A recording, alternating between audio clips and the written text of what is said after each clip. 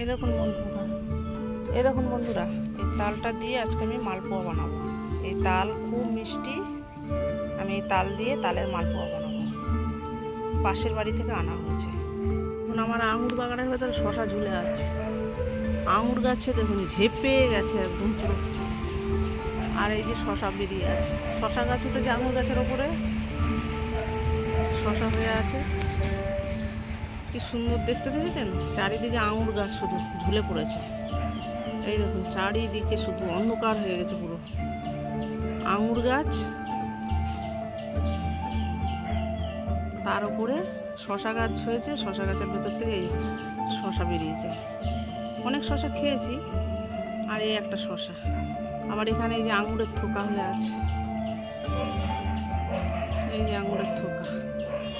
আর এই দেখুন আঙুর গাছ পুরো ভর্তি, ঘিরে রয়েছে একদম পুরো। নমস্কার বন্ধুরা, ঘটিবাটি রসোই ঘরে আপনাদের সবাইকে স্বাগত। আজকে আমি বানাবো তালের মালপোয়া। এই যে দেখুন তালের কাঠটাকে বার করে নেওয়া হয়েছে। এবার এই তালটাকে দিয়ে আমি তালের মালপোয়া তৈরি করব। দেখুন কিভাবে করছি।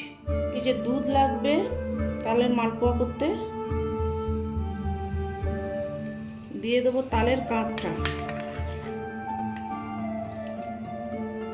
এর সঙ্গে দিয়ে দিলাম দুধের তালের কাঠ। দেবো সুজি, পরিমাণ মতো একটু সুজি দিয়ে দিচ্ছি। ময়দা 1 বাটি। এবার দেবো বেশ খানিকটা চালের গুঁড়ো, 4 চামচ মতো চালের গুঁড়ো দেবো, একটু মোচমোচে হওয়ার জন্য। ধারগুলো একটু মচমচে হবে, ব্যাস এইটুকু দিলাম। দেবো পরিমাণ মতো একটু লবণ, স্বাদ বুঝে একটু লবণ দিতে হবে। মিষ্টি জিনিস একটু লবণ দিলে স্বাদটা একটু ভালো হয়।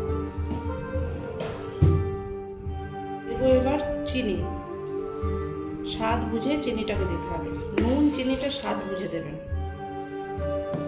এবার এটাকে খুব ভালো করে মিশিয়ে নেব। এখানে আপনি মৌরিও দিতে পারেন, আমি মৌরিটা দিচ্ছি না এই মুহূর্তে। এবার খুব ভালো করে মেশাবো এটাকে। এই যে এগুলোকে মেশানো হয়ে গেছে।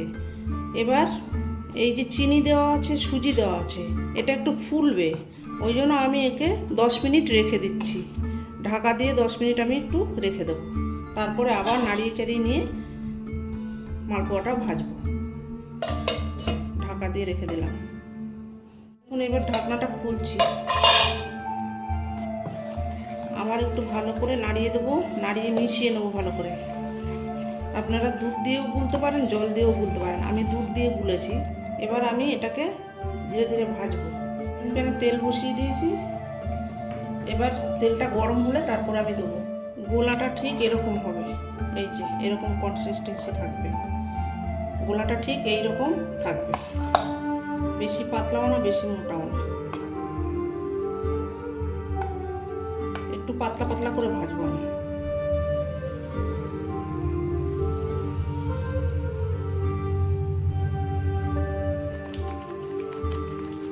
এই যে দেখুন উল্টিয়ে দিয়েছি, এইভাবে করে ভাজবো। একটু লাল লাল করে ধীরে ধীরে ভাজতে হবে। আঁচটাকে একটু মিডিয়ামে দিতে হবে, দিয়ে তারপরে ভাজতে হবে। এই যে দেখুন কি সুন্দর লাল হয়ে গেছে, এরকম লাল লাল করে ভাজতে হবে।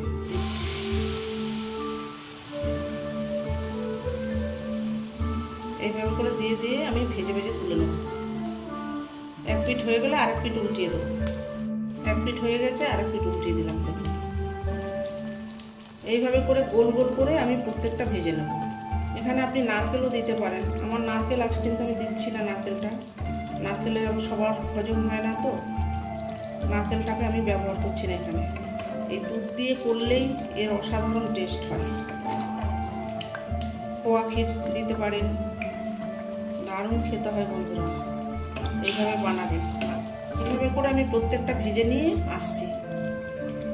দেখুন বন্ধুরা, এই যে তালের মালপোয়া আমার রেডি হয়ে গেছে, সার্ভ করে দিয়েছি। দেখুন দেখতে যেমন হয়েছে, এটা খেতেও অসাধারণ হয়েছে। একটু নারকেল কোড়া আমি দিয়ে সাজিয়েছি। দারুণ খেতে হয় বন্ধুরা। এই তালের সিজনে আপনারা এরকম তালের মালপো করে খেয়ে দেখবেন। তাল খেয়েছেন, তাল ফুলুরি, এবার একটু তালের মালপো করে খেয়ে দেখবেন। এরকম নিত্য নতুন ভিডিও পেতে আমার চ্যানেলটির সঙ্গে থাকবেন, সাবস্ক্রাইব করবেন, লাইক করবেন, প্রচুর প্রচুর শেয়ার করবেন। নেক্সট ভিডিও আসার অপেক্ষায় থাকবেন। ততক্ষণ আপনারা সবাই সুস্থ থাকুন, ভালো থাকুন, সাবধানে থাকুন। ধন্যবাদ।